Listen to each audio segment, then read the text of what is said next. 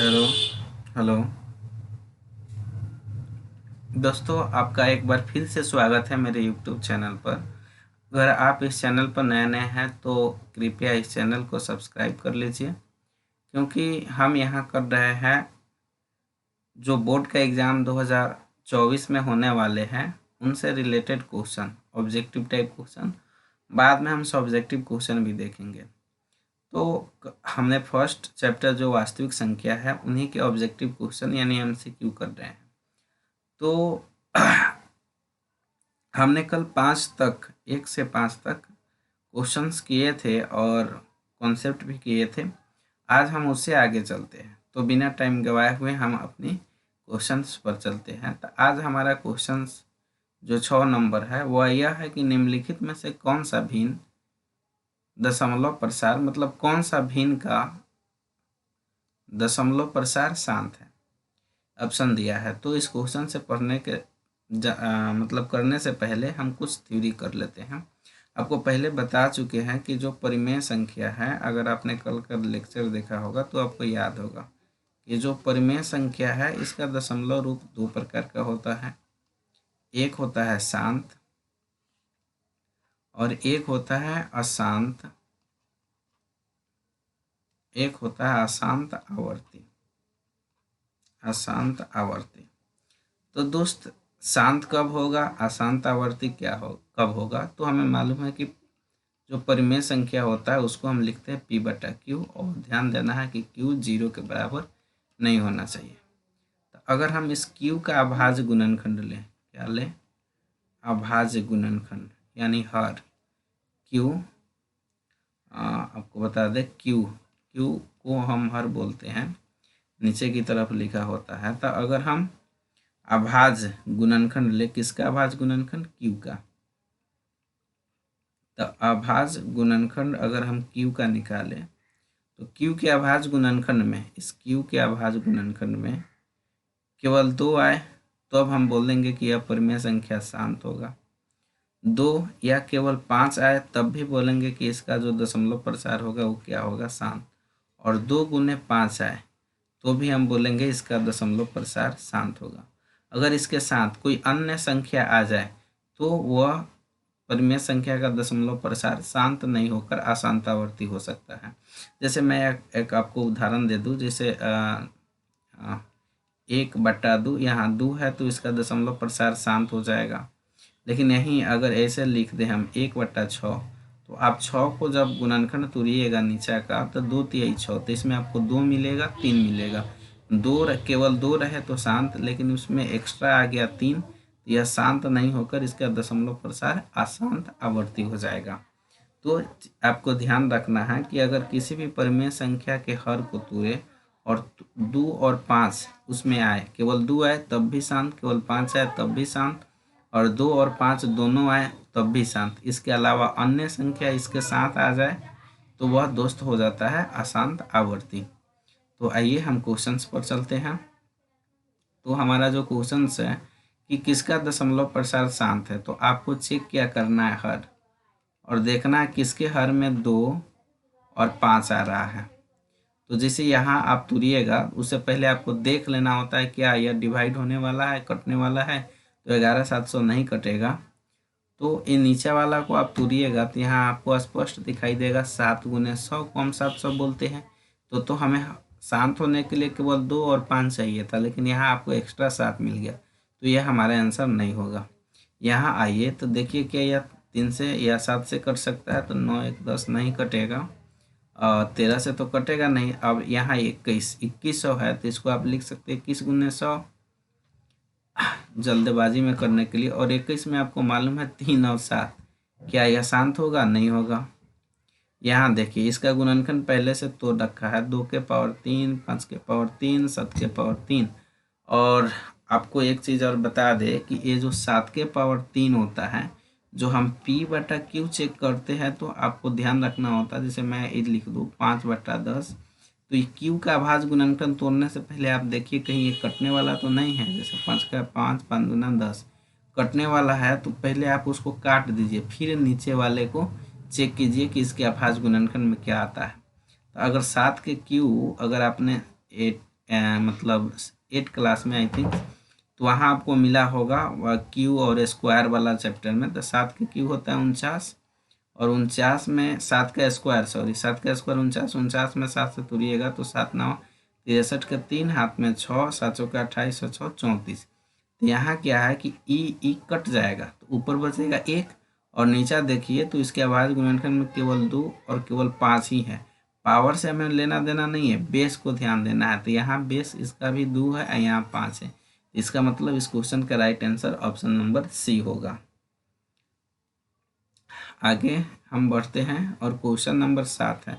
पूछ रहा है कि सबसे छोटी पूर्ण वर्ग संख्या जो 16, 20 और 24 प्रत्येक, यह लिखा हुआ है दोस्त, प्रत्येक से भाज्य है वह है।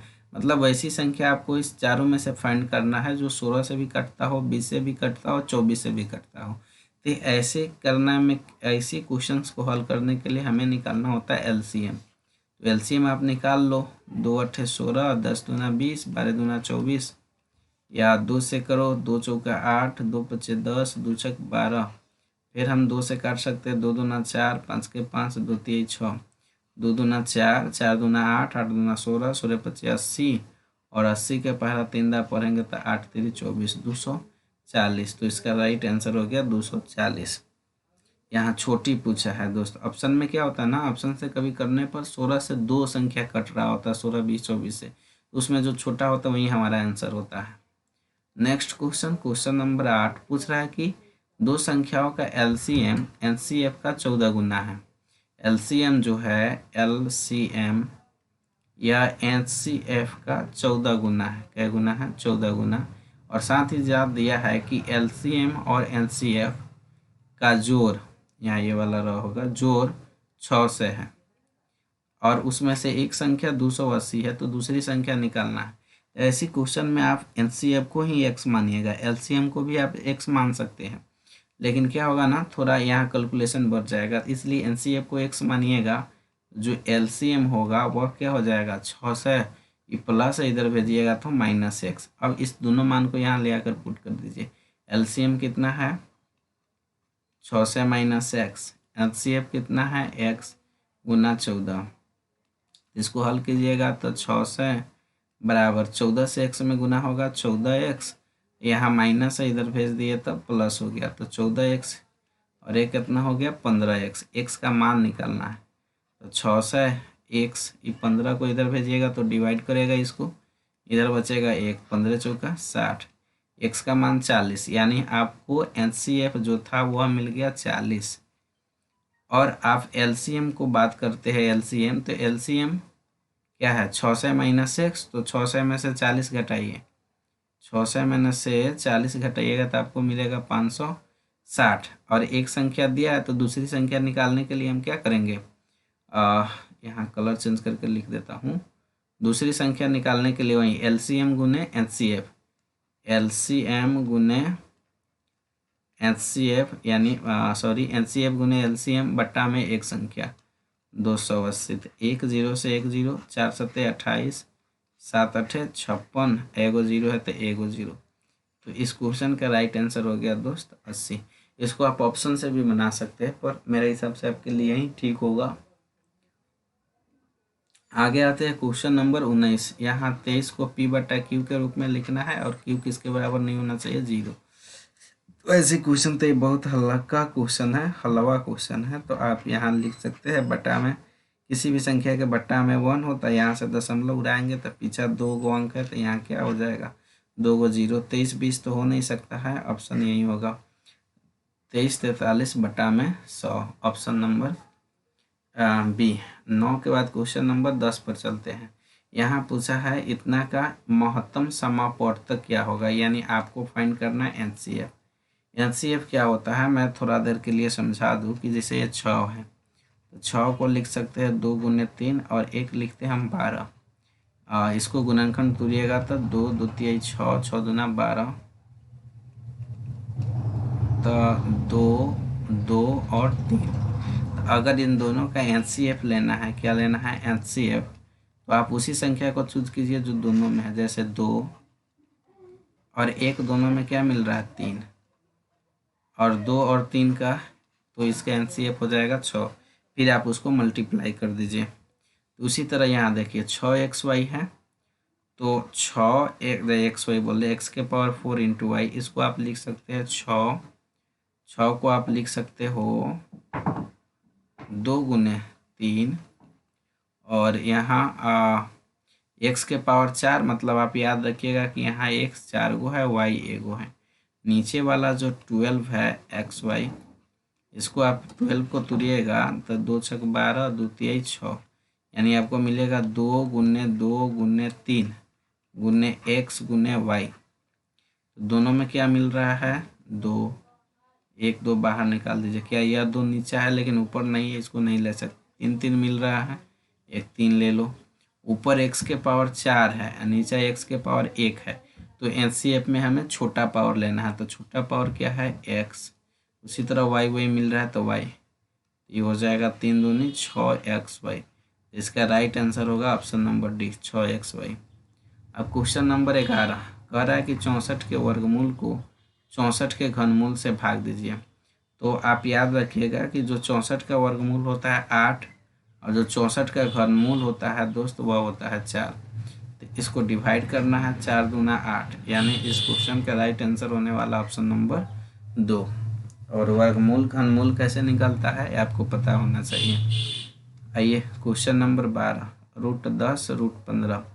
तो इसको आप किस तरह हल कर सकते हैं, तो इसको आप ऐसे लिख सकते हो 10 × 15, 10 को आप लिख सकते हो 2 × 5, और 15 को लिख सकते हैं आप 3 × 5।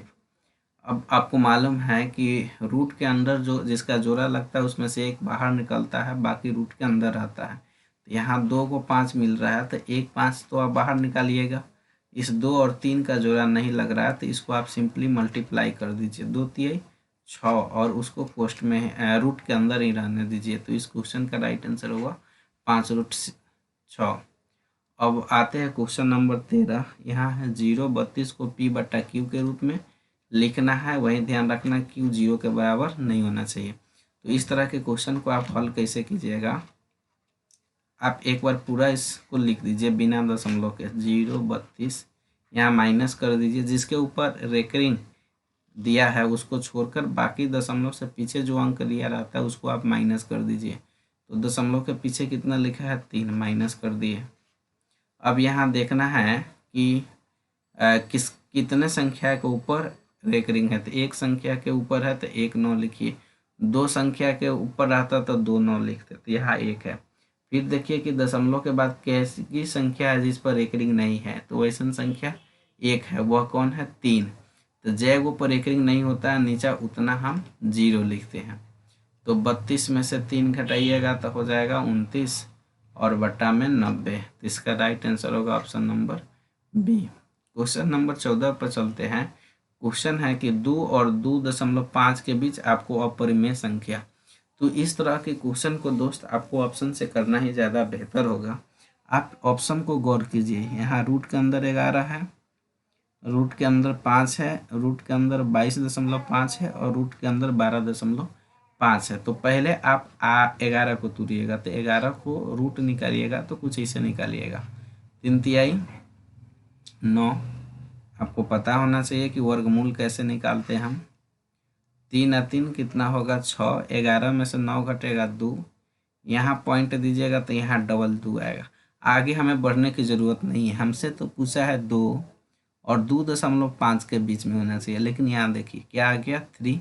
इसका मतलब यह जो 11 है वह तो 2.5 से ज़्यादा हो गया, लेकिन आपको ज़्यादा नहीं, इसी के बीच में खोजना है। तो आप देखिए दोस्त, जब 11 ही 2.5 से ज़्यादा हो जा रहा है तो क्या यह दोनों हमारा आंसर होगा? नहीं होगा, क्योंकि 11 नहीं हो रहा है तो 12 कहाँ से होगा? 12 तो और ज़्यादा आएगा, और 22 तो और ज़्यादा आएगा। यानी इसका अगर सही आंसर हो सकता है तो ऑप्शन नंबर बी।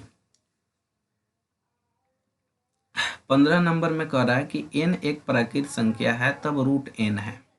क्या होगा? हमेशा प्राकृत संख्या होगा, यहाँ प्राकृत संख्या होगा ना, प्राकृतिक संख्या हो, प्राकृतिक, बस यहाँ प्राकृतिक संख्या। तो आप क्या करो ना, कुछ नंबर लिख के आपको हम दिखा रहे हैं। √1, √2 गिनती की संख्या को प्राकृत संख्या कहते हैं। n के जगह एक बार 1 रखें, एक बार 2, एक बार 3, एक बार 4, एक बार 5। 1 को कीजिएगा तो 1 आएगा, 2 को कीजिएगा तो यहीं कुछ बाहर निकलेगा नहीं, 3 में नहीं निकलेगा, लेकिन 4 से बाहर कितना निकल जाएगा, 2। यानी आप देख रहे हैं, तो इसको हम बोल सकते हैं नेचुरल नंबर, इसको भी बोल सकते हैं नेचुरल नंबर, प्राकृत संख्या। लेकिन √2, √3, √5 मतलब जिसका वर्गमूल नहीं निकले उसको हम क्या बोलते थे, अपरिमेय संख्या। कल के लेक्चर में हमने आपको बताया था। तो इस क्वेश्चन का राइट आंसर होगा ऑप्शन नंबर डी। अगर n प्राकृत संख्या रहे तो √n कभी प्राकृत संख्या होगी तो कभी अपरिमेय संख्या होगी।